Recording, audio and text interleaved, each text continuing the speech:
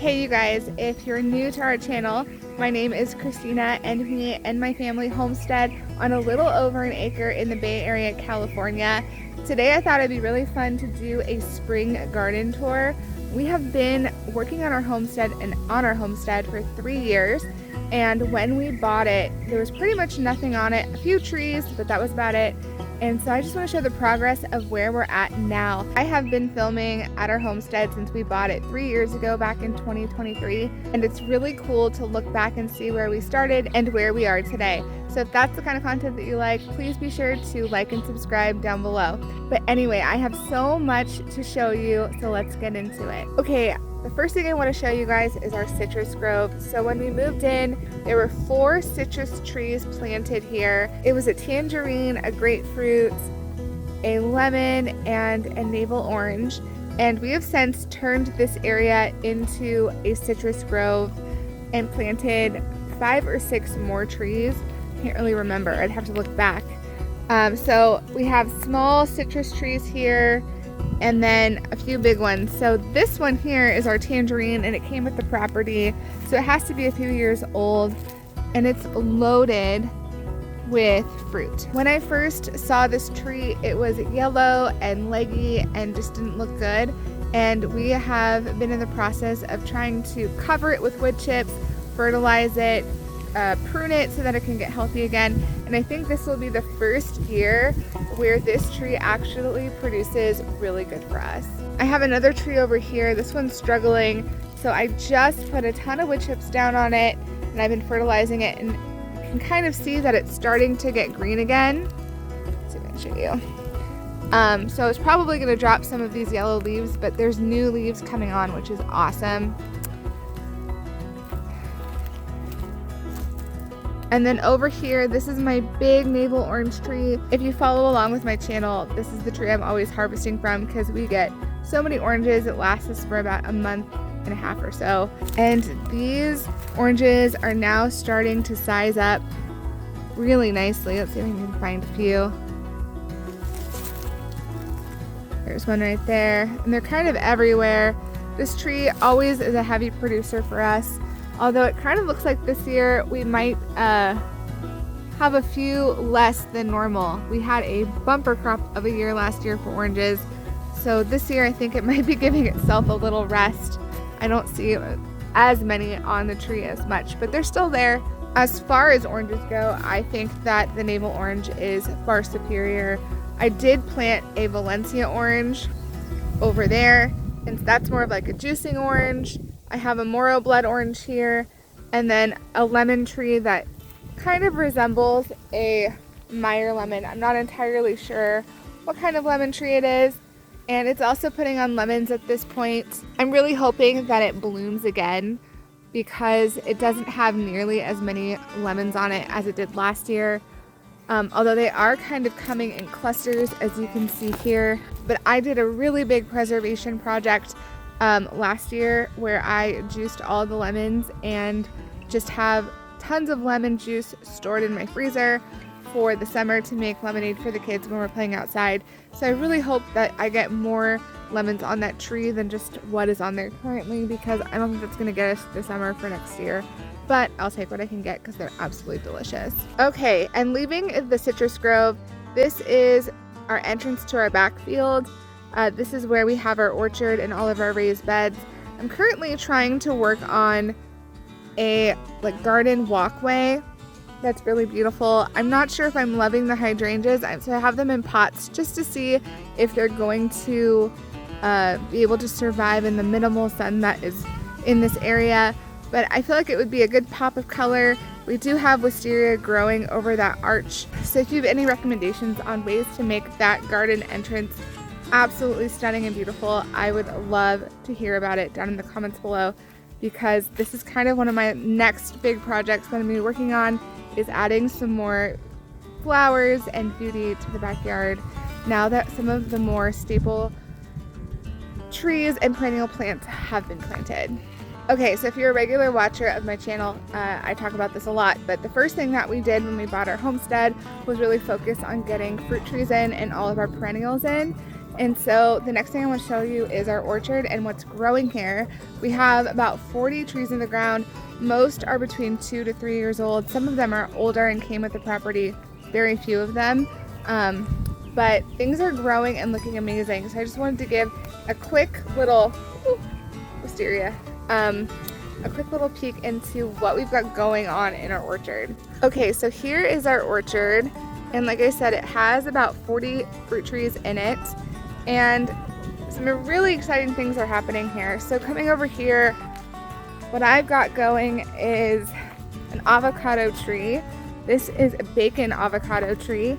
And I think for the first year that it's been in the ground, we are actually going to get an avocado. I don't know if you can see it. It's right there. Let's see. There you go. There might be a few more on the tree, but avocados do self-abort, so I don't know if it's going to hold on to more than just one. But this is the second year it's in the ground. We were able to successfully overwinter it, so that's really exciting. And it's still putting on new leaves, which is fantastic. So this one's growing really fast. As far as an avocado goes, there's no complaints with the bacon avocado. It has done so well for us here in our zone 9B climate. I've got a few other avocado trees right here. We were able to overwinter those as well, and they're doing phenomenal. I do need to go back over and paint these trees. I like to use an organic, I think it's called an ivy whitewash on the trees to help them against sunburn. And I did this back in April because we had a very, very mild winter.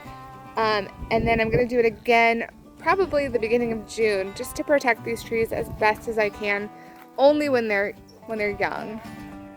But then over here, this right here, I believe, is an early Santa Rosa plum. Santa Rosa plums are up there on my favorite fruit I've ever had.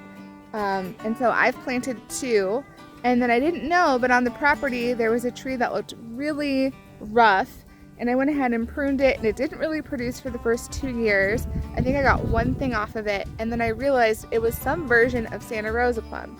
However, this tree is starting to ripen up already, and it's absolutely loaded with fruit. If you can tell, there's one up there. I don't know if I can. Right in the background. And it's already starting to ripen up, and then even like the one down here is starting to blush up a little bit. And that's about a month too early for a standard Santa Rosa plum. So I'm leaning into the fact that this might be an early Santa Rosa plum. When I did research on what this tree might be, initially I thought Italian prune plum. I don't think that anymore. Based on taste and shape, it's a little bit of a heart shape to it. I knew it was a Santa Rosa, but they're a little bit smaller than a traditional Santa Rosa, and they're ripening up a little too early. So I'm pretty sure that I have an early Santa Rosa plum, which is like the best news I could ever have, because I planted 2 normal Santa Rosa plum trees when I first moved in here. So this is a little bit different and will extend our plum harvest, which is amazing. I'm so excited about that. Okay, in the back here, I have 3 cherry trees that are doing absolutely amazing. This is their first year in the ground here. So we didn't get any cherries off of them, but they're absolutely exploding with growth. And then over here, this tree is a pomegranate, and it actually came with the property, but it was as small as like this one over here, which I just recently planted last year. And I didn't know what it was. It didn't really produce that first year, but I pruned it and I fertilized it, and the second year it just exploded. And now this year, I think last year actually I got like 7 fruits on this tree, and then this year it's absolutely loaded with blooms. One thing that I really want to do with this tree is to cut it at the base and make it more like a tree and less like a shrub. However, right now I'm not willing to do that because it's going to shock the tree and I probably will get less fruit. So until my wonderful tree, or my wonderful shrub that I just showed you that I just planted, is more established and can give me pomegranates around Thanksgiving time, I'm going to hold off on pruning this tree so heavily because I really want the fruit off of it. Next to the pomegranates, I have I think 6 or 7 trees that are all peaches. So over here, this one is my earliest variety that is borderline going to be ready this year, and that is my Eva's Pride peach. And you can tell they're starting to size up pretty good. They're definitely turning the right color, but they're still firm. So I think I probably have another week or 2 before these start to really show signs of needing to be harvested. And then over here I have 2 mid-pride peaches, and these are supposed to be about 2 weeks later, 2 to 3 weeks later coming on, and they are actually also starting to size up but are still very green, and they have that little bit of blush on them that's coming on. So I know in about a month or so these will probably be ready. And then behind them, where I don't have the chickens free ranging, I have my Alberta peaches, which are doing amazing, and those are going to be 2 to 3 weeks after the mid-pride peach. So it's going to be a summer full of harvesting ripe peaches, which is so incredibly exciting for our young homestead. And then something new for us this year is we actually have some apple trees that have apples on them. So apples were one of the first things that we planted here on the homestead, and this is the first year we actually are going to maybe get an apple harvest. So here I have an Anna apple tree.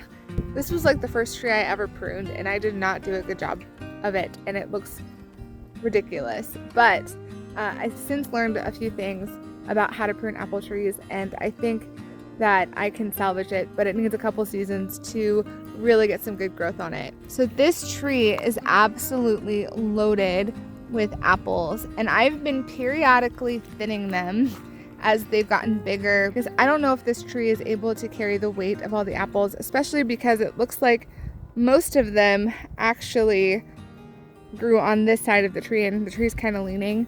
So I've just been really careful about that. But these apples are looking absolutely incredible. And this is my earliest apple variety, probably ready by the end of June. And I'll be able to tell not only because it will have like a little bit of a red blush, but the apple itself will have also a hue of yellow. So right now this apple is pretty much green, so it's not quite ready. I also harvested like 5 or 6 of these apples green, and they tasted like a Granny Smith, and so I made a pie out of them. So I know that they're not ready because they're not supposed to taste like a Granny Smith. And then over here I have a Fuji apple. This is the first year it's producing, and it's looking pretty good, but these won't be ready until September or so. So a long way to go here on this apple tree. Okay, so that's pretty much all the notable fruit trees that are producing this year and what I have to look forward to in terms of harvesting. But something new this year that we ended up doing was planting a few summer crops in the ground that will hopefully give us about a year's supply of those crops with the raised beds that Ryan had built. And like I said, when we moved into our homestead, we really focused on planting those perennials first. But this is the first year we actually had the room to plant some annuals, so we did do that. So I'm going to show you what I have planted in terms of annuals. Okay, so over here we have a bunch of grapes along the fence line. And this bed right here, I just haven't planted out in grapes yet. So I actually have a passion fruit vine that I bought from Fast Growing Trees, and I'm going to have that basically just trail all the way over here along the fence line. And then next to that, these are all of my cucumbers. So I do plan on having fresh cucumbers as well as making pickles this year and canning those up. I've mentioned this before, but I really want to participate in the Every Bit Counts challenge put on by Three Rivers Homestead. So that's going to be a project that I'm going to be working on. We don't eat a ton of pickles, but that's just because I don't normally stock them in our house, but we love them. So I'm really excited about that as like a tasty treat. Also in our grape bed, I have some peppers. So here I have a peppercini plant, and peppers on here are looking absolutely beautiful. I am so excited about this. I personally love pepperoncinis, but I just never think to buy them. Truly everything in the store is so expensive now, so I try to keep things to what we absolutely love and I know that we're gonna eat. And so I'm really excited to be growing some fresh peppers because I love peppers, and they're just so much better from the garden. And then over here I have, these are lunch box peppers. I don't know what color these are. I think they're different colors. There's one there, and then there's one over here as well. And this one's actually putting on some peppers, which is so exciting. I didn't really know this, but I guess you can overwinter peppers. And so I'm sort of thinking about maybe doing that. I already spend a lot of time overwintering certain trees that I have in the garden, like all my tropicals, like the avocados, and then I'm going to show you the mangoes. And so why not try a little bit harder to incorporate my peppers so that I can have stronger plants come the following year. So that's going to be something I'm going to try to do this year as well. Okay, so now getting a little bit behind the orchard, because we haven't incorporated this into our orchard yet. We have 3 potted in-ground mango trees. And we got these from a local nursery in Sacramento called Bees, I think. I can't really remember, but this is an ice cream mango, and it took a beating last year when we bought it and then transferred it here. I don't think I watered it super great, and things got kind of crispy. It had wonderful mangoes on it, but this year it just didn't give us anything, which is totally fine. It's a learning curve. Now it's in its permanent spot, so we can focus on giving it adequate water, and hopefully next year it will provide us with some mangoes. You can see that Ryan actually put its own little watering system in there. Our entire orchard, and this is it from the back, is on irrigation. Ryan, that was one of the major projects Ryan did when we moved to the homestead, and that saves me a ton from having to water everything, which I really appreciate that because I did that for the first 2 years on the homestead. So this is the first year I really don't have to water pretty much anything. These are my other 2 mangoes that are in the ground. This is my Kesar mango, and you can see that it's actually putting on some baby mangoes, although I think many of them came off in a windstorm that we had. And again, similarly, I think just transporting a tree like this and then having it go from greenhouse to outdoors is pretty hard on the tree. So I'm happy with as many mangoes as we get. It'll probably take a few years to get these trees acclimated. And then over here I have another mango tree which lost a lot of its leaves. I think similar problems. I wasn't watering it enough when I got it. And then we just have a lot more direct sun than probably the tree was used to. And so this is my Manila mango, and it actually has some mangoes on it, and they're getting so big. So you can kind of see a few of those on there. Oh, and then you can kind of see maybe we're getting some new leaves, which is really awesome. This tree needs new leaves so badly. Oh yeah, it looks like we're finally going to be getting this to fill out, which is incredible. So truly that's the last of our trees that we have. Those mangoes are such a labor of love. I had to cover them and just do a ton of stuff to them over the winter. I'm so glad they made it through. That was honestly enough for me, just that they made it through the winter. I didn't even need them to give me a mango this year. So the fact that some of them actually have mangoes is pretty amazing. Okay, and now in the back here, Ryan spent this spring building these back raised beds. And the idea here was that we were going to plant our berry patch. And we did for the most part. I have 2 3x12 foot beds full of blackberries and raspberries. That bed back there will also be raspberries, but I'm still waiting for my order there. I don't exactly know what's going on there. And then I had these 2 free. We are a family of 6, so I'm not exactly positive how many berry plants that we're gonna need, especially because every year they shoot up new canes. So I wanted to make sure that that wasn't going to be too much for us before planting more. And so I saved the front 2 beds as just normal planting beds so that I could plant some annuals this year. So in there I've got some tomatoes, basil, dill, tomatillos, and I think that's it. And they're doing so well. Okay, so in this bed here, I called this my sauce bed. I've got Roma tomatoes and San Marzanos. I think in this bed I might have 8 or 9 of them. And then interplanted I have basil. Right there. So far these are doing amazing, and I'm actually starting to get some flowers. So I don't think it's going to be much longer before these have tomatoes on them.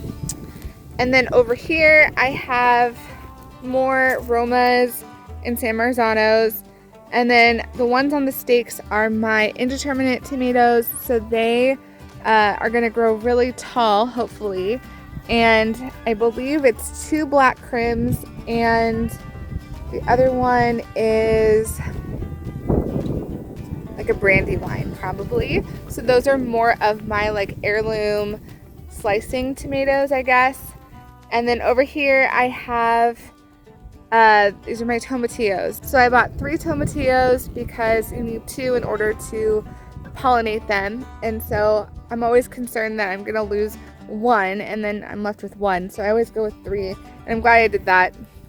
This one is just the Leaning Tower of Pisa. I can't keep it up, but I'm constantly trying. This tomato cage is not the best. But anyway, these are doing so well, and we do have irrigation to these. So praise the Lord, that's amazing. I'm really excited to be making fresh salsa and things like that. All right, you guys, and the last thing I have to show is something of a last minute decision that I decided to do. We decided when we put in our orchard that we were gonna do Back to Eden on it. If you don't know what that is, I highly recommend researching it. And the compost that we ended up using after laying down all the paper had pumpkin seeds in it, and then I just noticed that my pumpkin plants grew so much better when I let nature decide when they wanted to grow. Because we get so hot here in Zone 9B, I just always found that my vines were like dying by the time they were supposed to be producing fruit, and I wasn't able to get out here with enough water.